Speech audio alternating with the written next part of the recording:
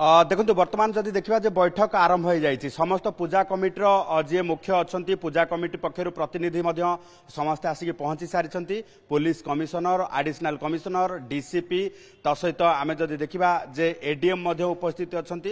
mayor जी रही सुलोचना दास सी उपस्थित रही जेहेतु इनभाइट करा किसी समय पर उपस्थित हे एमएलए जयदेव आसिक पहुंची कारण आम जदि देखा जे 4टी जोन एवं 5टी एमएलए जोन मध्य जाउची एथिरे उत्तर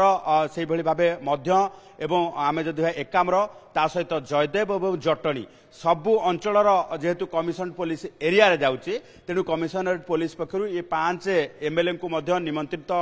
करा जायची जे माने कि आसिकी सेमानकर अंचल रे पूजा समेत कौन कौन आवश्यकता अच्छी किभली भाबे शांति श्रृंखला रे पूजा हेबो से संबंध रे मध्य रखि परिबे मत तेबे सबुठु गुरुत्वपूर्ण कथा हला बैठक आरंभरु पुलिस कमिशनर समस्त पूजा कमिटर जो माने मुख्य अछंती पूजा कमिटर जो माने सदस्य उपस्थित अछंती तांकु सीधा सड़क भाबे जणाई दैछंती जे पूजा भक्ति भाव